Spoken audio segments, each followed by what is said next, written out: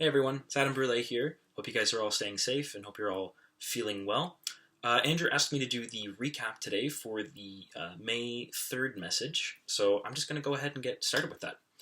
So, Pastor Mark talked about two specific things on Sunday. He talked about the antecedent and the context. Now, the antecedent has to do with, like, if you have an event that happens, the antecedent are all the things that happened prior to that event that help that event make sense.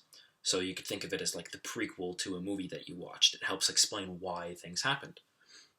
Now, in the Bible, an example of that would be Hebrews chapter 12, verse 1, where it says, "Since we are surrounded by such a great cloud of witnesses, let us throw off the sin that so easily entangles us."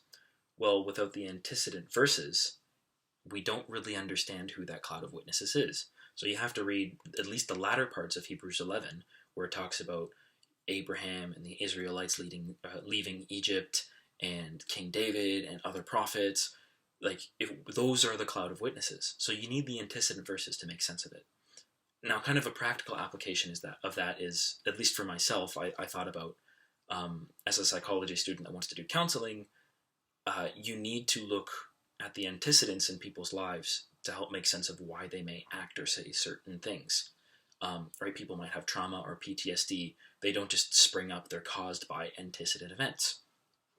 So, like, for example, you might look at your own life. You might think about something someone said to you when you were a kid, or maybe something that happened to you when you were a kid or a teenager or a young adult. Doesn't matter when. You might look at those events and think, this changed how I act and think for the rest of my life. And without that antecedent, other people won't be able to understand you.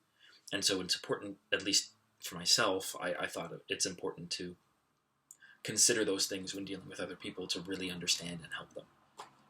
Now, the second part of the message Pastor Mark talked about was context. Now, context it's like how a chapter in a book or a scene in a movie fits in the overarching story. It's not about the events prior or after, it's just how does it fit, how does it make sense in the whole grand scheme. Now, the scripture that Mark used for that was Philippians 4:13, which says, "I can do all things through Christ who strengthens me." A lot of people take that out of context and think it means they can do anything they want because they have God on their side, which is not how that works. You can't go fly a plane just because Jesus is there. That's not how it works if you don't have the proper training. Now, you need the previous two verses to help make sense, to give that verse context. So in Philippians 4:11 and 12, the Apostle Paul, the one who wrote that, says that he's learned the secret to being content in every situation, whether he's poor or rich, for lack of a better term, or hungry or fed, whether he has a little or a lot. He's learned to be content because, verse 13, he can do all things through Christ who strengthens me.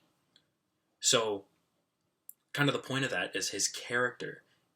He was able to stay content in every situation. His character did not change, regardless of his circumstances, because his character was not maintained by his circumstances, but rather by God, who strengthened his character, who strengthened him to be more like Jesus.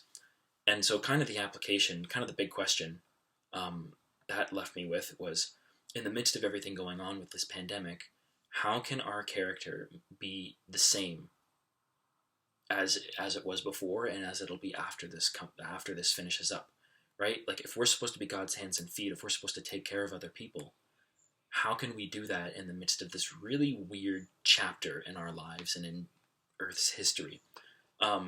So, for example, for myself, kind of the way that spoke to me was, I consider myself a fairly caring and helpful person. So I thought to myself, how can I continue to be caring and helpful and show consideration and make sacrifices for other people in spite of everything that's going on? How can my character stay the same, even in the midst of these restrictions? And so I just encourage you guys to ask yourselves that as well, just to look at, how can you maintain a godly character in such a weird context right now? Hopefully we get to see you on Sunday, on Mother's Day, and regardless, have a nice day. Thank you for watching.